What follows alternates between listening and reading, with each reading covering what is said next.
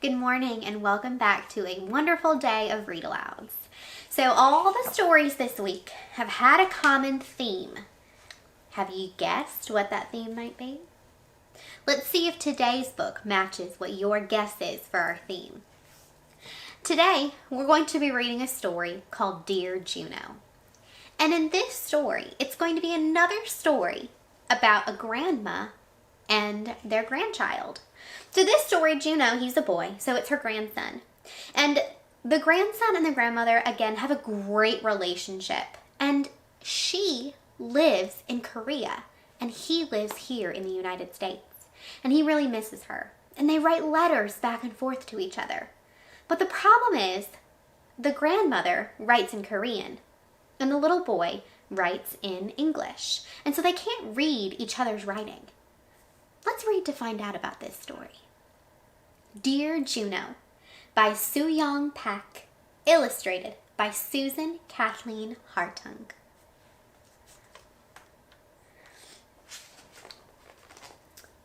Juno watched as the red and white blinking lights soared across the night sky like shooting stars and waited as they disappeared into faraway places. Juno wondered where they came from. He wondered where they were going. And he wondered if any of the plans came from this little town near Seoul where his grandmother lived and where she ate cookies every evening before bed. Juno looked at the letter that came that day. It was long and white and smudged. He saw the red and blue marks on the edges and knew the letter came from far away. His name and address were neatly printed on the front, so he knew the letter was for him. But best of all, the special stamp on the corner told Juno that the letter was from his grandmother. So when we get letters, we always have a stamp, right?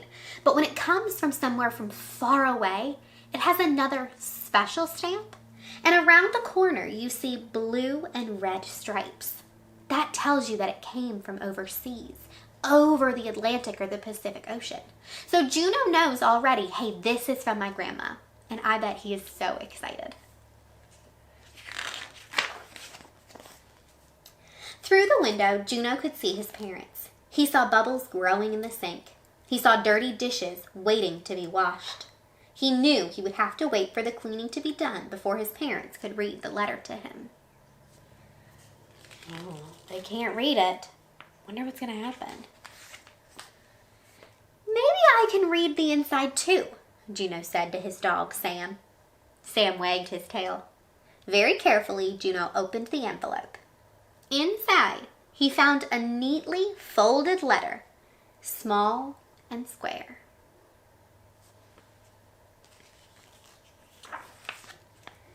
He unfolded it.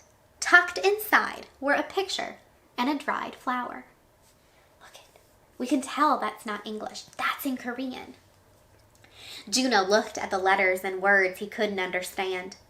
He pulled out a photograph. It was the picture of his grandmother holding a cat. He pulled out the red and yellow flower. It felt light and gentle like a dried leaf. Juno smiled. Come on, Sam, Juno said. Let's find Mom and Dad.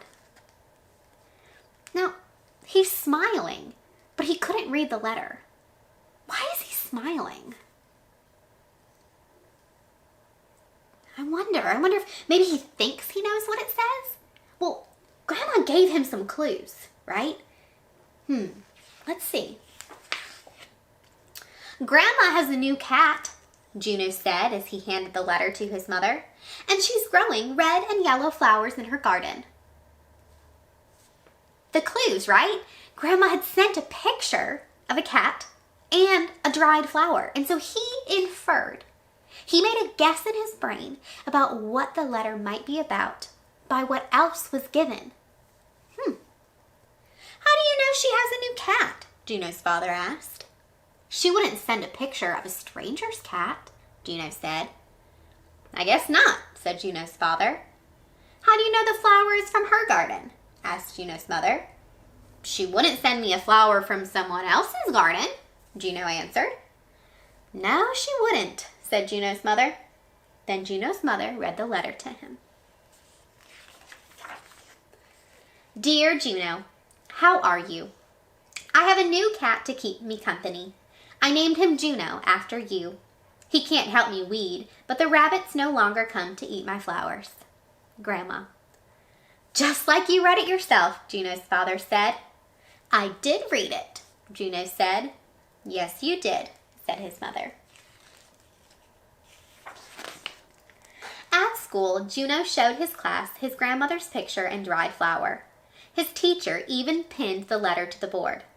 All day long, Juno kept peeking at the flower from his grandmother's garden. He didn't have a garden that grew flowers, but he had a swinging tree. Juno looked at the letter pinned to the board. Did his grandmother like getting letters too? Yes, Juno thought. She likes getting letters just like I do. So Juno decided to write one. You know what? This makes me think that Juno is a thoughtful person. Why do you think he's thoughtful? Yeah, because he was not thinking about himself and how he felt. He was thinking about his grandmother and how she might be feeling. And if he liked letters so much, he thinks, I bet my grandmother will like letters too. What a thoughtful kid. After school, Juno ran to his backyard.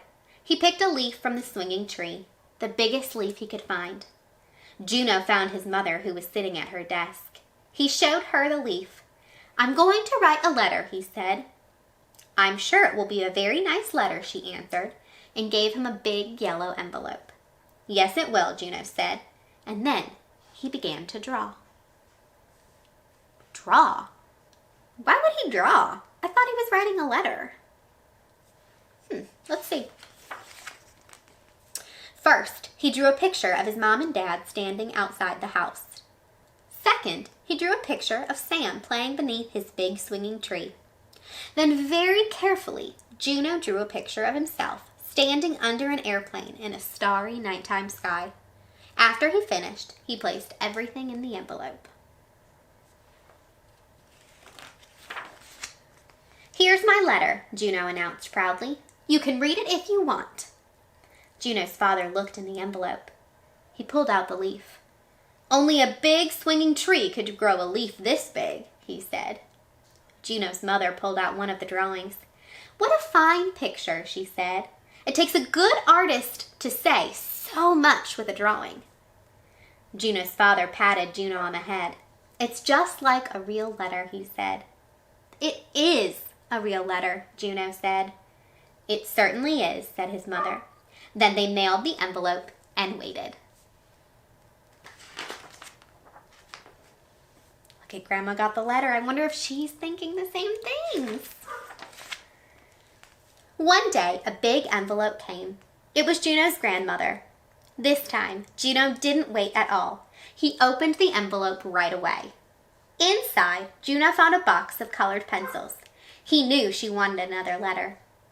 Next, he pulled out a picture of his grandmother. He noticed she was sitting with a cat and 2 kittens. He thought for a moment and laughed. Now his grandmother would have to find a new name for her cat in Korea. Juno was a boy's name, not a girl's. Then he pulled out a small toy plane. Juno smiled. His grandmother was coming to visit. Maybe she'll bring her cat when she comes to visit, Juno said to Sam as he climbed into bed. Maybe you two will be friends. Soon, Juno was fast asleep, and when he dreamed that night, he dreamed about a faraway place, a village just outside of Seoul, where his grandmother, whose gray hair sat on top of her head like a powdered donut, was sipping her morning tea. The cool air feels crisp against her cheek, crisp enough to crackle. Like dreams, like the golden leaves which cover the trees. And that's the end of our story. So that was such a good story about a grandma and her grandson having such a sweet relationship and how they learn to communicate and talk to one another even though they don't speak the same language. What an awesome story. That made me feel really good inside. So today, I want us to look at our question. It says, think about your own life. Does this story make you think of any part Thinking about your own life, what does this story, Dear Juno, make you think of in your own life? And I want you to tell me about it. You can start like, Dear Juno reminds me of, and tell me what it reminds you of. When you're finished, make sure you go off on your own and read for 20 or 30 minutes from your own stories. And then I want you to turn your paper over and think about the books that you read. And think, does one of your books remind you of something in your own life? I can't wait to read them. Talk to you soon.